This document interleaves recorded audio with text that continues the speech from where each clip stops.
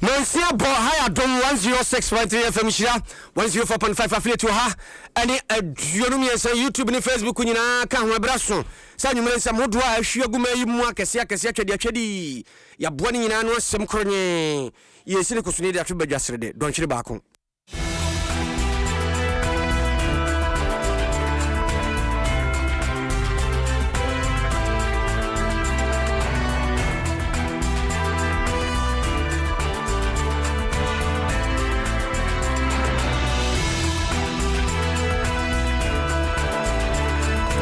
somebody ban you de ani mu bi ne se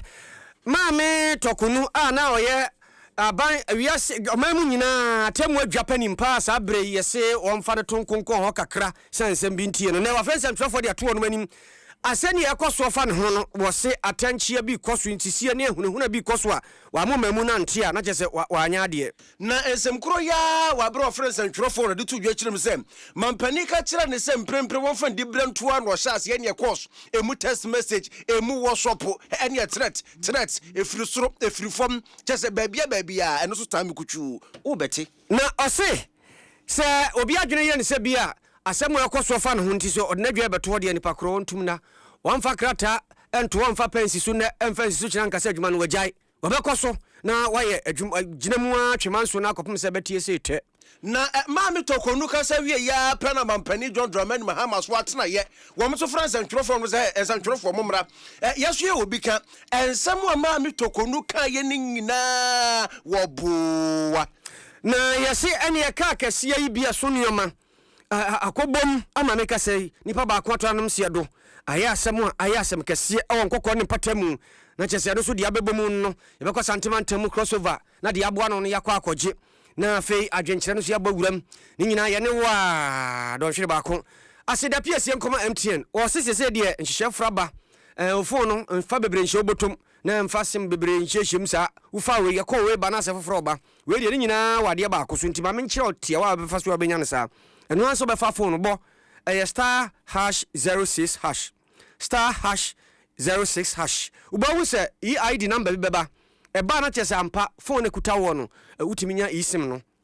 sa ne friend eSIM udi na timi fa ene ebe fa ma osisi a ka ho a na ye ne sama MTN na muawa high sense of everyday prices thank you home appliances a wonom ton no wunim se omde na papa na bo no so wo fom ene okoto ade na se ene bo de nti wanya papa na chese wo bebo kapre num wa bia omo bia no sa na nyina bo tie first mosquito coil we your friend say entontom wo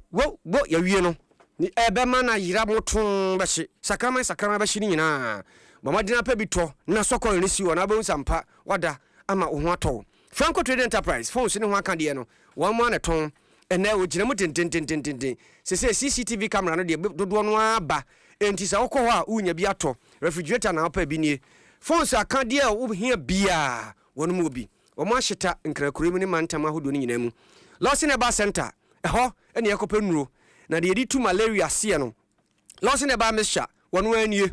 ene obetu atiri na se deku ade amon Lawson Law Care Mixture eno eye ma na de ebesiesi ma ye mamua na fe Lawson Delayman capsules eno na be man so begina so na ode edi ni mensem akire ebeboa wo ama ogina na so ne Lawson Herbal Mixture eno so eye ma immune system na be boost ni kama na chese wagina onan so ama ne manyina ko yedi ama DBS yesi dan wie o aka nchanse de bebo so wo mo adwuma no fa koda wonom bebo so kama kronye de ama ama o ha afrishia parepare aduo no odwani bedi nyina chi ha bia ba o hwe na wasiesie nti kan hokọ 2074 we ayaduro bibini nsa no ni nyina nse yesa no nansan yare ahodo apiapia ma behwe osa no na hawa ba ho yesu bia nya kidney problem nyame adom 2074 be ye nyina ho adwuma de ama brebo so ebehwe na ye ho adwuma sa ana bia wo yamkro yade osa tenso boja broso a eno so behwe na bre ni nyina ase na ho towo yese ene ye ni monyam bia wonu na wo kasa na senka afiri wonu mu ba enye na ase nso nsa anye fede a na ne na ayuro bo modern so be pep student ye kira kwan na odi atwiwse na ye kama na yinoma nyina afrim ade ama tabia ba mesha tabia ba mesha 3 dia dro ba kope ende malaria ante se de anya binu nase na fei ho atɔ wanum ato ntimi ne di a obedidi na ogina onan so ene e otabia taakum eno na mema no de kunkun no nyina nse wei ewo bo ade nsa no wankasa nkasa ne de awura mu se de be ya ebe ma odew no akono na kona nanimu ene e ba ya na gese renchen ya na tua na tra sisia na gese e de okɔ kama ye frɛ no tabia taakum mema no modi no munyina muni ho adanse na ye bedane adayi a ye hia se adayi nso e ye holy incensed spray no coil no wo de fa spray no spray dem ho a tonton ta ba bi obete ato na okɔ na afei coil no sisi ho no a na akun no saa nso e na aboa bi akase ni num no spray no gunu so a ono a na kuri we ni nyumaku a e boa ye na nwumere kase ye de abramo na kenkanfo a ye si adwa e bi de amamo no ye me obri ye boa Fentem from many Nana ade munonkum. Afeyanyi bre kasiano yemongurem.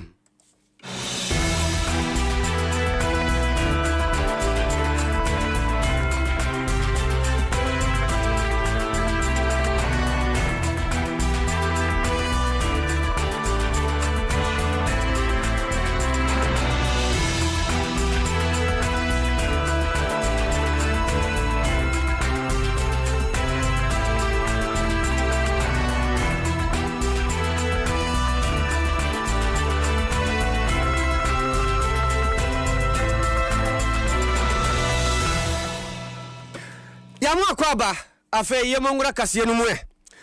Mami Gertrude esaba araba tokunu wono ana no ye Chief Justice omeya temu Japan mpa na ote adwamu na nipa bi ede nkrata bi koma mampani John Dramani Mahama se dwumadi amaame no edio ne hofofo ne ma bi eti amamra atimi eyi no to akonwanti mampani nyina so no mpa badwako me nhwe ne nsemu na afe yemfa ne ntranchen nkrata ne beduru ya na mampani pia de koye se ene sese na abade a munya ho adwuma ampa wo mugusoa kyese maami nsem wo yemu hwehwemu ne maami afrensem twofo de ato omanim se efi se wo mo hye nsem hwehwemu na se no eni obi akoso aso anka mfa ntoma yi animu a na kyese waye tiafo wo se anamo a mpanimfo etuo nyina no nyoma bebre ho mo yi a emfa mra kwan so no waye na adwe se nko nka odi kwa kra ka se nka atrase o mo kotena no yemfa emeto pasoma Ghana fo nyina hunu bi yentie mampani amfa anya adwuma enso ye ka no kokoam na emo masem a woka nyina ne sasa hunahuna ene ne fa hodie bi a yetietia so ekoso no e so ma Ghana fo nyina atibie wose de adi kan mpanimfo a wonom asi adwa se na asem no omo hwe obi a wabewo no kwa aduo nipa mienu omo de kwa aduo abo wonom sa nipa a won aye kwa adubufo e de asema beto ne suei e wose nkaja okoka so obi awi ade na waba be de adanse mpanimfo ya omadwe se woman sa nipa no ma yi omo ano e makira asem no nsumu e na wono nso atimi ayi ne ho ano ye toso ne lawyer ni abredi kan kro asem no omo hya ase no maame no no ni ho lawyer ni ne ko omo se da oman lawyer ni ntram chese omo ahwena ni mumpo so omo hya asem na se wose ni omo akoso na nyame anim ne esi wanka ho asem a na ogya no saa emwa mai na yentie nsem a maame edi tu dwa ene. I have decided to make this statement today because the violations have not stopped. Indeed, they have escalated beyond anything I could have imagined as possible in justice delivery. These violations include the committee's refusal, in breach of the rules of natural justice, to recognize my lawyer on the first day of proceedings, simply because I was not personally present with him. And they went ahead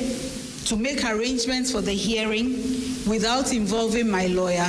while he was sitting in front of them. The committee has also failed to indicate the specific charges that I'm supposed to be defending myself against in order to allow me to adequately prepare a defense to the charges. The committee has gone on to permit two of the petitioners, Mr. Daniel Ofori and Shining Stars, not to testify at all or present what case they brought to them at the hearing. The committee has refused to allow me to go into the hearing with any family member. Before you enter, there's a thorough search of my body and my handbag in violation of protocols and courtesies extended to any Chief Justice, which protocols and courtesies are honored in the name of the nation both in Ghana and outside of Ghana. Me busuani kura bia me busuani bi ba ho kura se dabi mo bia ma ho na de ya na san asefem ne sese me panim mu te se me kwa wura mu a kwa brane de nse be miamia me de nsa hyehyem bag mu chese kwa be fa so kura de nsa beto me ho ahwehwe me ho no na akwa se hunahuna ne animtia bi na yebu me na wo wie ne kasa wo fam ho no wo kire mu se bia ya wo no makwa kwotena asem no kura wo mo kan no se hu wo si adu lodge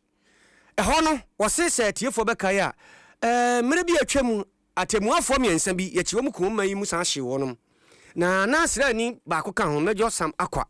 osisa epo mo boy om kokum sam panimfo no na eye sabia ya om na kotena om kan asem ya na ho no ye ne hu papa osuro sanse ho no ye sie mu obi ama ho na akwa ese ho na akoye bambom ne de na akohye wose mejo sam akwa yi a na wo kan ho asabre no ye fa no kun ya ye wose na oye ne wofa wono na ehwe no school no na tie no mbefa no boko no mede ne call ye koka ho eku no hye no na se ne ye se ekodi na sem na se ho na de na kwa akotena na che se ye kwa akokae no ama areho ni su na ahye ne ma na che se ye kowie no kura o so ma Ghana fo nyina tibie tirimu pa wo mpanimfo ni tirimu anti wo mutu sa na mo no. The work of the committee is being conducted in a cordoned high security zone on Castle Drive, Osu, when all Article 146 proceedings since 1993 have been held in facilities of the judicial service. It is hard not to reach the conclusion that the choice of venue against the backdrop of secrecy of proceedings is intended to intimidate me and to prevent any citizen of Ghana from knowing how the proceedings are being conducted. The Edu Lodge facility that the hearings are being conducted in featured very prominently in the planning of the murder of judges on June 30th, 1981. And this can be read about in the special investigative report on that terrible event in our nation's history. It will be recalled that there was a Major Samakwa, a military officer who was killed with the 3 High Court justices, who was the director of human resource of GEHOC. He was my uncle and my guardian when I entered the University of Ghana in September 1980. I was also living with him at the time he was abducted and murdered. Was the Edu Lodge chosen for my inquiry to make me feel insecure? I think so. And I continue to hold the view that there's no reason why a judicial hearing is being conducted behind the high walls of Edu Lodge. Mame Gertrude Isaba Araba Tokunu. Chief Justice Sabre na konwa yedina akonkon so kakra. Na bro tibia wo mu sabre yi ne otwa ho mfonyin de kire Ghana fo no. Na yanto aso na yengina mu ewo eye mame Araba Tokunu. Enisemua na wekirem se efiri bra mampani John Dramani Mahama eje ne tumi firi ne nsam a wekirem se wonkonko tena kire kakra na hwemu koso no weni de di kan a wato ne boase afrense ntworofuo nyina se wo haw enti haw no nsantworofuo mbra na ene ne haw no wonfa nto nsantworofuo nim na nsantworofuo koye no asamba ko a wasaka bio ne se wekirem se ene wo wa bo se kwa aba penene Chief Justice, Mr. Resign. Or said there be me resign. Omu anafu frasa bache se course where bando so nature say and somewhere bando so nyina ko for so chinchina on resign yes I how be bando so just nsem ne bebre wonu ato ne bo ase kire mu tresa hodo a enkrofo e de bando so eno so wo kire mu sei ene ye wakasa no ye to ye bo ase yamane bani kwadwo mensa abrampa ne ko ye wo to ne bu kru kire ni nyina de gu ahoma so a eno no ye ntie that every one of those allegations in the petitions that were given to me on 27th March is unfounded and untrue. And yet, the committee can dig up some allegation from whatever documents they claim to be having from the president, which they have not shown to me, and purport to enter a recommendation for my removal on that basis. Allow me to say that this is totally unknown in the rule of law in this country. If it was lawful, I would have no reason to alert the nation of the dangers they represent. It is the violations of law that have forced me to bring these matters out in the light of day. Since these proceedings seem to be carefully staged to result in my removal as Chief Justice, it would be best if I just retired or resigned rather than subject myself to an ill-motivated process. I have also received threats and veiled threats to the effect that if I fail to resign or retire voluntarily, I will be made to suffer some harm or the other. Na mame ekasa wie ye na oto aso kire mu se threat ya ba ne so nyina se all resign eno kna ka hu bi a chese wa friends and trofo mro won sam ka na mame tokonu waka ne pranya prefa se one resign na se wonu agitum se wa resign pe na akwaye se ensam wankrofo keka fa ne honom asade se bi mpradua san ya kwaye no kore asade chese ahengonwuna enti wono pa de on resign na wosan agitum se wa resign pe eniema bi wo ho wosan ne nsaka edo so behwere no. No one has the authority to walk away from proceedings started by the state. Judgment can be entered against you because you failed to defend yourself. And a judge who resigns or retires would still lose all entitlements that they have worked for because they failed to defend the claims they resigned or retired while the proceedings were still going on. Therefore, if false claims are made against a judge or commissioner or other public office holder subject to Article 146 proceedings, just to achieve a political agenda, the solution cannot be to resign or voluntarily retire out of frustration, pressure, or fear. You would only subject yourself to two cruelties: a judgment based on false claims and loss of everything you have worked for. It may well be that the efforts being made are intended to frustrate me so that I resign, so that the architects of the scheme can go back into the media and say that the wild and unfounded allegations were not defended because they were true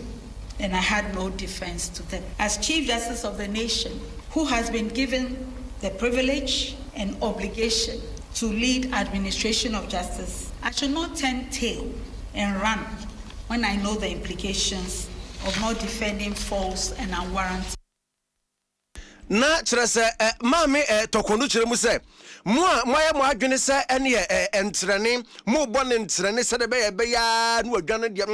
won kwane nko chere so oti hwani na wo wie ne kasa na wo chere mu se wo mai konkono Ghana eba ka bima menka bia ya ba pa firi afia pem ahankono aduonum enso chese ya ba bedum pempenso so emso hwa ade ne din hwa ade ne chia eya kwese ye ka bima menka bi no na kurofo bi pese efa kwati kwa Yafuni, Nelson, short yazi, Nuasaya Bataya Sayana, Ediama Ghana, de one connect, watch Nasuka. Finally, let me respectfully say that the current bizarre proceedings I have brought to your attention present a twist to our nation's democratic journey that we all ignore at our own cost. My humble view is that Ghana has come too far in the 33 years of the Fourth Republic not to be concerned about the unconstitutionalities that have been designed not to affect just me personally as Chief Justice, but all judges and public officers subject to removal processes of Article 146, if this one is successfully carried out without being questioned. Ane asamna wie ya no we temuafo panimpa enei mampani John Dramani Mahama se won fan dibere ne nto hwansam mamme araba tokonu na no disam ana wuti na eba se ya ye hia animdifo womrem ye no mu didi nkomo na ya agi adwenkyere ne agi adesuan so afrom ho na lawyer Kwaku Pencil wo ye obi a wabene mrem pa ye nkwa homa ne so ne ane pani eni nkomo emfa enensam a maame gatu tokonu ede tu dwan ho lawyer emo akwaba yenia minim se oba de adaro ma ho ye elada na that time kwa ye de jase maame gatu tokonu Chief Justice Abrey ya suspend no ene woni nsem twofo akasa waka nsem bebre minim se wutie bi na wakire mu kura se atemu adwuma no mfrinhia ekọ bese aduonum ana waye adwuma almost 50 years ana waye mu adwuma nti na chese wache wo mu pa nimde ne hwe de okuta bi na enye se kwan ye beyi no na enye kwan se su ne ye befa ayi no wo nkyiremu wo nsam ka ode nyina agudwa wotie bie no ne nsam no lawyer eto sen asam no kan na edika wacha na jin wo kwan a oje de the wopede wo ye nhwehwema na wo ye nhwehwema pa kwan a owada wopado a wodi jedzim no oje de kwan a wodi na namdo no enya ne kwampa nsam na kan bi kwa ya sefim bi ya sefim kwa ba oro kwa what search in that sabi I mean never all my time yo me tell the one to break a spirit kwa obubu no name na so me na I'll be former chief yeah the former chief substantive suspension was suspended now or ba inquiry for here that we search in a bag while preventing the kun na ba wo bajan oh man the man so no moment in the pains of that na yam krache samso there obi wa bo the pedu more ba and pana wo bo kwedu awonye wona e de ala na aboto kakra ana so de nipa ana ya bia de nyiwa no so no to be to the way o ma be bi so what can in camera here and in camera today kokoma sama kokom ho nipa na wo hia ntone nkyerede obiara obotu besu no kwan na madam nyin pono call the substance of the case but I mean here the chance you know boy I am too much I'm not sure my run one na no wo kyerem se wo hwe kwadu a nipa no ofori no de bono no a sika kura a wo mka se otu kwan wo de ekoye be se 14,000 nanso wi ase oba ekura wo se de okodi ye ode koye no ho de kai ode buy balance bro ni be sia na nkai ode buy kura no na che se be se 9,000 na wo hwe sansem we nyina na agina so se di eyi no a na nsuo bi enyinam wo tene sa wo be kan se it's home da good onye pedala onye mo judicial no mu to onye da ko the information no judicial no mu onye den chede wo pwa ye wa na wona na da mo kwari na do o fori ya kana semi onye judicial service an na yenyi local information onye fantin service obi e bona na so obi e bibia fa ho na mbom no da me pele me chende doru kodini na what's a boy babakawa no ede na wontuman no mudada anti okana babakawa onyaro aka because that Moroccan watchim ehunanya asam na ba ante da membri po na da mkeke no po no ntanye begu masam na mbom ne da bo record na mited de ahya no de honestly onye den obaka be yesensi bibi da kwan a woden na medo no why there was enough for kwambi da na kafa na chede bozi na odu akowie samapom dan che amena me bi sei da yipa na ono da me information obi no leak mano ana obi no ya den all the table no information man na keka but what can it kafa da all this yes kai no kwa na kan no ye no kwara so de okwa no oyusu me bi ana ye no kwara so de mo ke chi no de ban na da masami na no yama ba nkenye bego masam na nkpom no da mama tem de da no owo mandam na akwekodu ense no so ye den okasa amada tibi de obokodi na ye we de chi ehona na nka me beba no ehona na nka me beba no senka we no na nkenye for public consumption sanse yese mra no omo de kana semia no kire se wo se ye kokoam enti obi bebusa se kokoamu a obi a mepache wo lawyer o mama no sikakra obi a wo ye chief justice wo ira so ye na mu suspend ne suspend wo na wonim se asem anka wo se ye kokoamu de ba abontin se na se mra no na wo nso utietia so na awu de me pele mo bu bi bia na ma se me ya ka se bia de ba mo bu akra o mate te wo bebe wo kan wa na mo do well, what the number, no baby, what the cocoa. And also, our there often as a fine, none so orchestra, organic. Feed them and make Kenya and answer them what you mean. Yamaba and Tadamasa Mutebogoma come in the first place. But the law Nakasa no one can there. BBR often the musician and make a cone dinner no 1 year no cocoa. Now, my brother, I saw no year cocoa petitions in Nadegua. In some in Nadegua. And to cocoa now walk another 2 months and I was a wonder some no. It is a pretension. We are all pretending. We are all pretending. Because if the state has a way of keeping everything in camera or in secrecy, something in our degua. And something in our the wow for the some of the name woman and she showed me the why and they. That part of the Constitution, I'll tell you that. Me, based on what I know, there, I embrace some cases in Lancaster, but cases to be Aqua Court, Supreme Court, and you can walk and ask some no. I judge, I walk and ask some name, more people coming in there. I remember that some no, about the Grancy Court, Supreme Court in Dina. Dalam begwa sam no do no open asam ni na mu Supreme Court wa Madam Okwano okay Supreme Court wa Madam Okwano anti dama meka no Chief Justice no so da opedo ye on so what the chucha no no so chucha no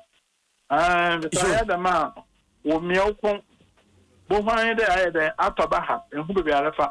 And she says that another year would or that what about going in and so quite that way the over appointed the mediation of some committee, the one who has 7 more. And so I just said the other gun between him. But I don't believe no, what to be postman. Where you jam work on a crown or Justice Scott for my dean say as Oforino. Asamwa omo kotena so kra hu atemu ba ye ma wono ekotia ofori no na Justice Poaman so koma ofori no ti se ne ho abasem ofori ne de ho asem aba na nka nsese Justice Poaman tena asem no so bi enso ya ma ne kwa ma na atena so bi na ne nyina kwa akoye se ase ye pese asem no ye kan tirisha mnemu wotene sa ne de ekoso ensimpai yo on the I had that now no momentum kada Mishada Miri Agenbo. Or against there on a Chenembo, the Mika seen there, or a chair there, Quanya, what the way I didn't think channel. They are no quite that Amukana would be a Jumada. I'm not so nice there. In Chambrampo Mopping, that just for Maya and the way that's Mamma da. And I would have something you find that no, some about in Channel Tentam now. Nobody wait him. Now, no, Macassa, that woman,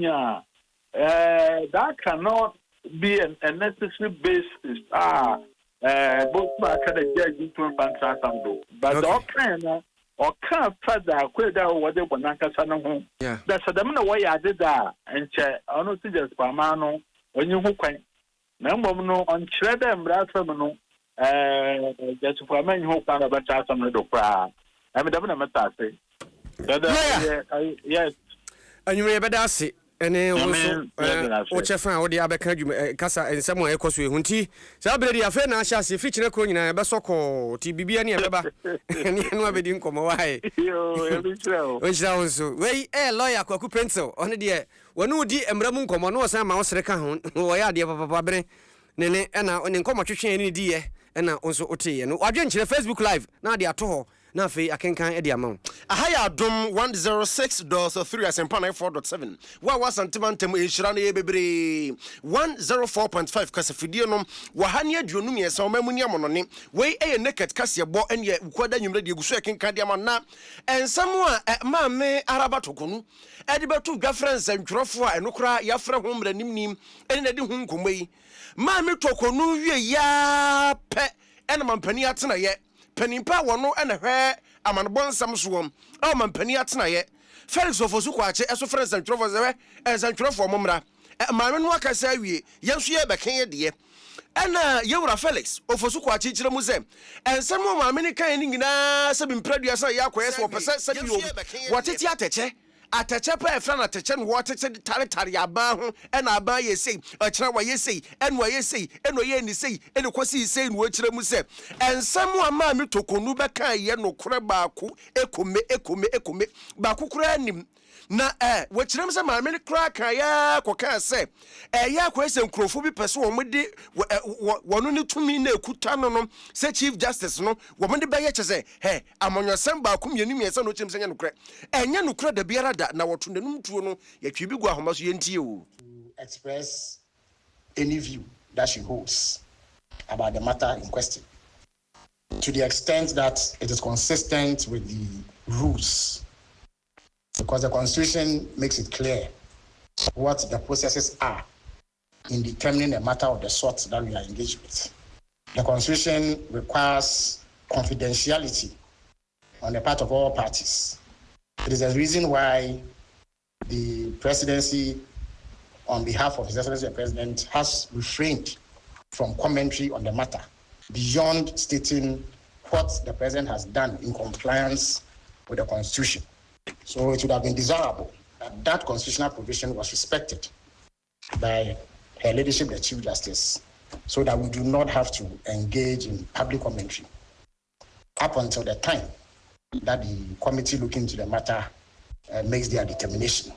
We are compelled, however, to correct certain misimpressions that were created at the briefing. To begin with, let me point out that as yet, nobody has been able to ascribe any known verifiable constitutional breach to the president in the way that he has handled this particular matter. From the very first steps in this matter, the president has kept fidelity to the Constitution and has respected the spirit and letter of the Constitution. Everything he has done has been by the book. That is why all those who have commented on the matter, including Her Ladyship, the Chief Justice, have been unable to point to any specific provision under Article 146 that the President has been in breach of. Second, in terms of confidentiality, the President has acted strictly in accordance with the Constitution. At no point in time has the Presidency put out anything in any way, shape, or form that remotely resembles any of the contents of the petition. Nipa yɛte ne nkan ɛyɛ Felix ofosu kwaakyewa no ɛna akɔ mampani atena ya wɔhwɛ amanebɔ nsɛm soɔ ɛde no na wɔwie ne kasa no wɔkyerɛ mu sɛ maame tokonu ɛka asɛm bi sɛ baabi a mpanimfoɔ de ne kɔtena yɛ ɛyɛ saa committee a yɛapaa no wɔm de ne kɔtena yɛ no a wɔbiri ɛbi wakora ka ho asɛm no wɔkyerɛ mu sɛ ɛno kora no sɛ bi mpradua sa ɛnka hwee biayɛ a wɔm kɔtena yɛ ne hɔ yɛ safe ne hɔ yɛ very security no ɛno kora no ɔma me ba mu no ɛhɔ no so kora wɔnte aseɛ. A sacred cow mentality in the way that we handle state affairs. Every single public official, from the president to the speaker to the Chief Justice to Supreme Court judges to ministers to all public office holders, are bound by the provisions of Ghanaian law. Indeed, it was the former Australian Prime Minister, Kevin Rudd, who once said that when you join the game, you play by the rules. So no public official is allowed to raise him or herself above the laws of Ghana. It does not matter how sensitive your position is. Once Ghanaian law dictates that certain processes be undertaken in respect of some alleged misconduct, the rules must come to play. And that is the only guiding principle that President Mahama has operated by in all of this. So any claim, any inference, any innuendo, any imputation of a political motive to the president in respect of these processes are unfounded, they are false, and cannot be allowed to stand and I wish to place that on record. As yet, absolutely no evidence of same has been furnished in any way, shape, or form. Nipa yɛte nkan ɛsoafo a wɔno ɛna hɛ mampani ama no bɔso Felix Ofosu Kwache ɛne yɛmfiri CJ ma metɔkɔ no nsɛm mu na afei yɛntinsi nkɔkɔ kwan so arawo sɛm asi fra mo ase nkɔkɔ kwan kran kwantem kumase ne nkɔkɔ ɛba nkran kwantempo yi aso fra mo ase o fra mo ase dua kɛsie yi ase nkwanhyia si VIP boss yi bi oh ana fidie yi a hyɛn yi a ɔno so sɛ saneoma gu so trailer tintintintin bi ɛne Kenya bɔ mu saa no awurade atema nipa baako kranana mako aduonu mienu 22 baabi ɔmo da no emu ɔde ne papa na wɔkyerɛ mu a yɛse kia no ana yɛ trailer no ne noma ɛyɛ GR 2399-15 na kyɛ sɛ Riano bi nso ɛne nam nkyɛnkyɛn ba wɔno so GW 2228-11 awurade wɔ sɛ yɛ denyo deɛ sie nie na yɛnkɔe yɛma no bɔne kwasi dwamena ɛna ɔne Kwawu West pani a ɔno dum jadwumakuo ɔhwɛ so DO2 Samuel Mante edi nkɔmɔ na wakasa de ato dwa kyerɛkyerɛ mu de ɛkɔfa asasɛm nyinaa ne nkwanhyia ba yɛn de asi akyire ɔde kyerɛ no akwanhyia bi asi ɛwɔ pharmacy kɔkɔ tempana ne dispatch yɛ fire appliance na ɔmproduce hɔ no mdu hɔ no mu sɛ akwanhyia no ɛyɛ ahyɛn mmienu baako ɛyɛ care truck a wɔlodu esam ɛna ɛyɛ grand bed bus a wɔn nso ofi nkran a wɔlodu passengers ɔka ɛde daba ne bom a na ɔmododo ɛyɛ aduonu baako na ehu sɛ nekwasɛ mu ni na ɛyɛ accident bi a na ano ɔden ɔno nti ɔmo ɛyɛ bus no mu emu aduonu deɛ nekwasɛ mu na ɔmo kura ɛkɔ anim yie paa na baako deɛ ɔbɛyɛ party ɔyɛ damedia ɔwɔ amunum paa ɛtete koraa ɛna ɛyɛ car truck no ɔno nso kɔtɔ amena mu ɛyɛ sɛ nsuo ne amena kakra ɔno kɔtɔ mu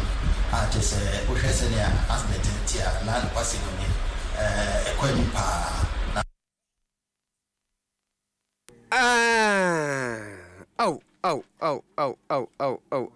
areho edina kyɛ sɛ deɛ asi ɛwɔ nkɔkɔ fra mo ase nkrane nkɔkɔ kwantempon ya so ɛna wote sɛ pani ɛkyerɛ mu a Samuel Mante DO2 ɛma Kwawu West ɛyɛ dum jadwumakuo no wakyerɛkyerɛ mu no na yɛnkoa nim na atiefoɔ bɛka ya ɛno ada ɛna National Identification Authority NIA-foɔ ɛde bɛto dwa kyerɛ mu sɛ wɔte atwea ɔkɔ strike na strike a wakɔ nyinaa no ɛyɛ biribi kakraa bi ne nsiesie kakraa bi a wɔsɔ wɔn ne mpanimfoɔ yɛ ɛna bɛsi saa bere wɔn nyɛɛ ne sɛnti wɔn de kɔkɔbɔ ɛbrɛ Ghanafoɔ nyinaa sɛ Ghanafoɔ adabraka hwɛ no biara nkɔ office biara ɛna yɛ office biara sɛ wɔkɔ akɔgye Ghana card anaasɛ wɔkɔyɛ replacement anaasɛ wɔkɔ akɔyɛ new Ghana card sɛ wokɔ a wonkɔto nipa wokɔ akɔto dan ɛdan sɛsi wɔ ɛnɛ yamane ne Prince Owusu ɛtisim ɛkɔ ɛyɛ ɛna wɔn offices ahodoɔ ne ɔkɔyɛ nipa na abɔdɔm pim sɛ twɔ bebrebe wɔn kɔyɛ new Ghana card kɔ wɔn nso wɔn de ayerɛ kɔpɛ foforɔ kɔ na Prince ne ebi di nkɔmɔ ɛna Ghanafoɔ adehyɛ de adesredeɛ ato ɛna yɛ mpanimfoɔ ne adwumayɛfoɔ ne so wɔde adabraka wɔde anya hwee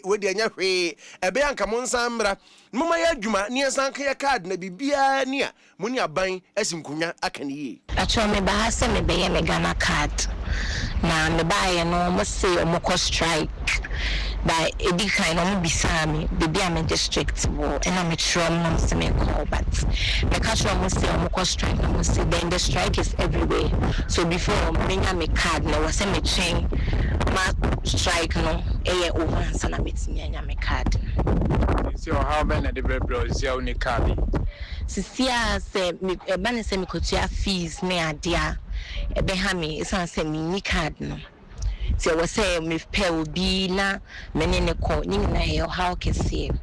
but me show nim say government ne be na waye ne omu hia bia mom se ne be ya citizens no ye ho ntwen bebre because Ghana card no I say na say ono an e di bibia now voters ID no and shada en hiasa but Ghana card no omo de bibia de ko bibiant no omo mbre mu na omo sort things out na Ghana for your hunter. Yeah, I'm here to do my car replacement. And what did they tell you? They said they're on strike.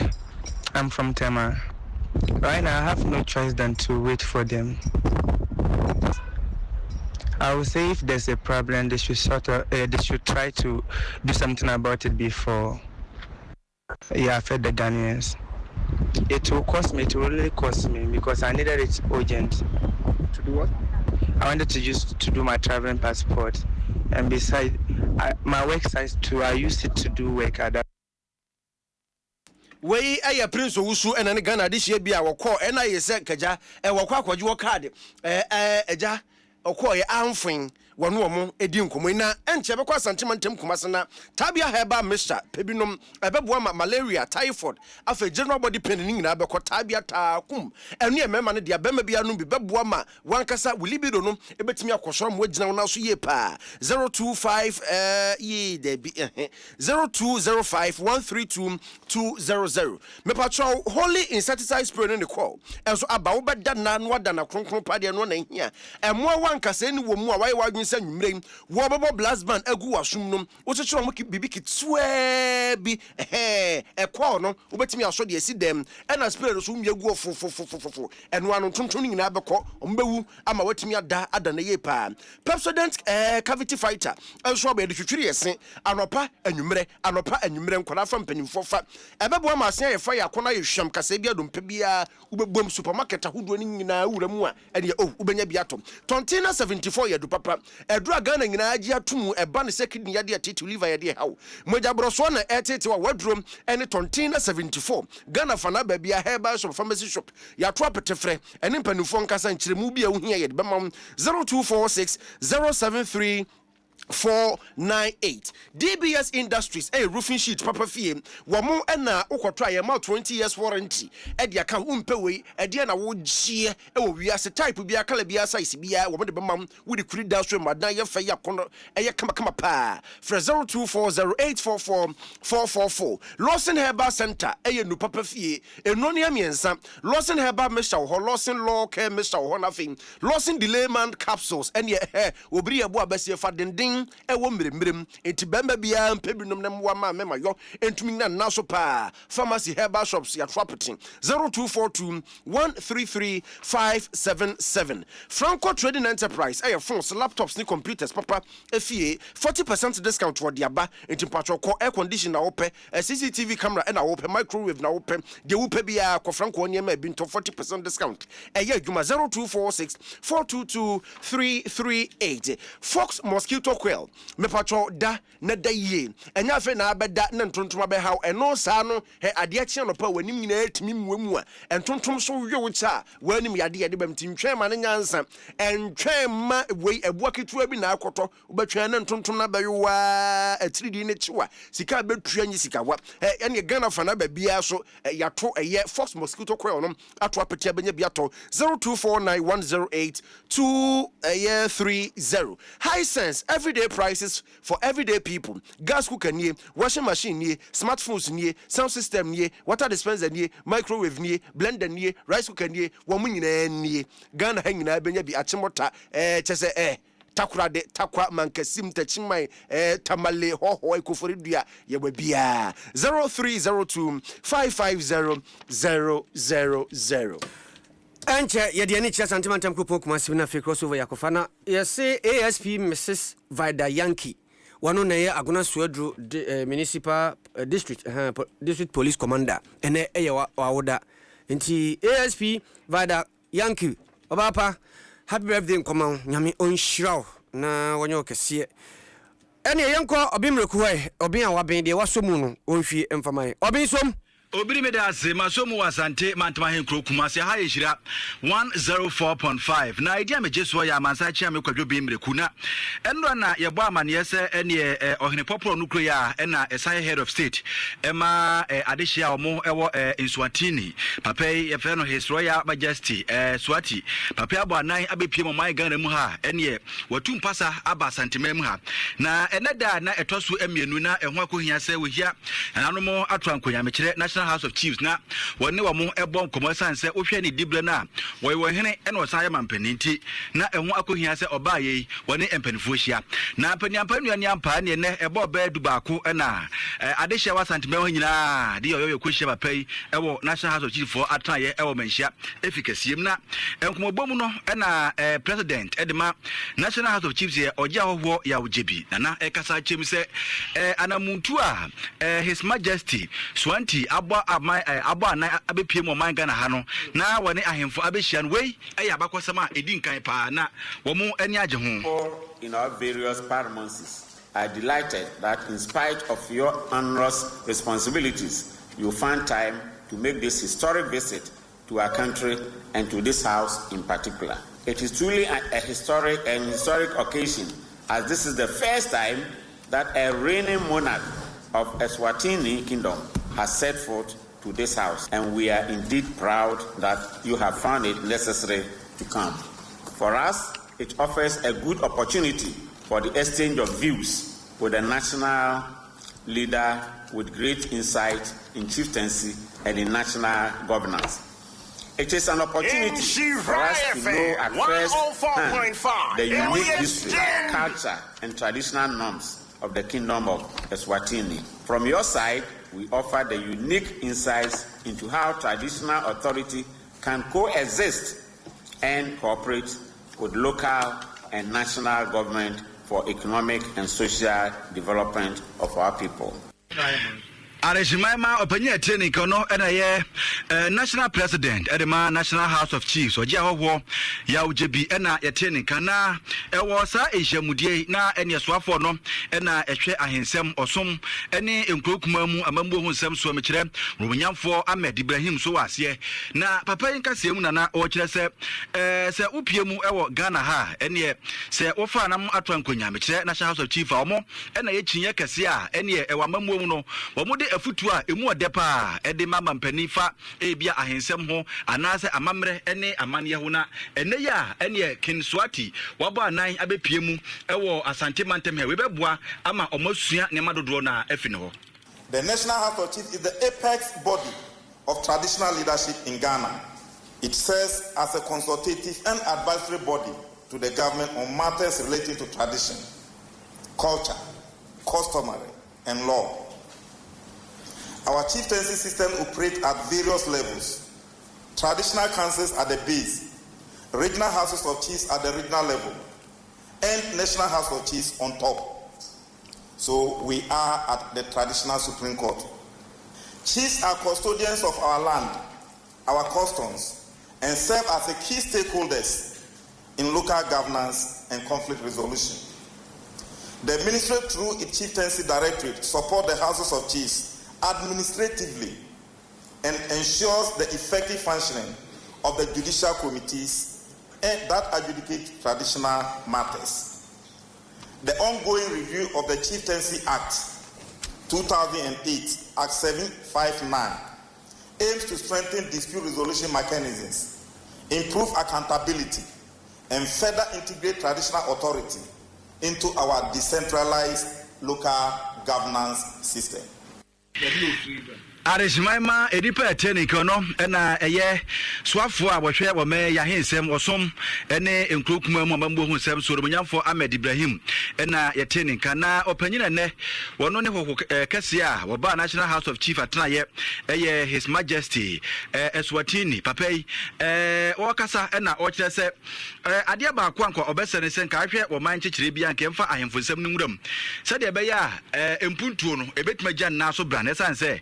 amanyɔfoɔ no deɛ mfie na abiane ato aba na yɛdwa mu kwan no mu kɔ nanso ɔhene deɛ wada no ho ɔbotantim otim afi biara wɔsi wɔ saa nti sɛ yɛkyekyere ɔman no mpuntuo de fɔrefɔrɔ mo ho a ɛbɛboa ama ɔman no nkyekyere ne mpuntuo a yɛpɛ no ɛtuma gya nnaa so brane. We are so happy to see that the government, which is the executive, actually coexist with the traditional leadership, because governments, they come and go. Every 5 years, there's always an election, and there's always a new government, but the traditional leadership never goes, because to be a traditional leadership, it's a birthright. You are forever there, and therefore it means that the central government can now and again rely on the traditional leadership, especially to find ways and means of how to continue to develop the country. The traditional leadership is the one which is always with the people day and night. They know the challenges and the difficulties that is going through, and they are the ones who can actually give good advice to all the executive, so that the executive, whilst it's also carrying out Arishimama edipa training ke ono na eye ohene popro onu kro ya na sai president ema adehia womo ewo Nswatini nidi no de His Majesty King Mswati na ye training kan no na ene asetre ne mu no ene nananoma twankwenye hia ye ehwe ema no bese ema no ekentika ho sa so ma no fugu ema no enema dodo na ebi ye asesedwa de kire ahinsem ahodo a ewo oman Ghana mu de kire abakosam ne amamra ewo oman mu na eno achi no sa abanan ednani ekire mu ewo Manhyia Museum ekohwe ye nananom aja omo abedi asantemai so a eno achi na okohia His Royal Majesty otumfo say tu ababio ewo osetitu Jubilee ho a eno ewo asantemantem ya ne nyina mu no china omo jakese ewo Manhyia na papai ye de agena baba no yoyoyo ne bifra babia no ye mfa nkame ye tiefo adeshimama edi amejeso ye amansanchi ame kwadwobi emreku madam nyina se amambo nitina na de somu onkran yasomu ha na sadia waka no Swatini mampani King Swati Ngonyama ene madoso pa 36 we kra onwie ye David safi no 15 no fe no 15 to 1 no ne be wo nti na wo ma obri yaboa fentem framene nana ade munonko yen ene de kasie ebrewo kwa mekule no ene di production team animu Jagri Boas kan ho bi na fe oku nso eboa ye Robert Tete African ono ana ja Facebook live odi eba de bia ono ana pia ba na komankra obri na ti say bibia na e chere bia de ato no bisa ho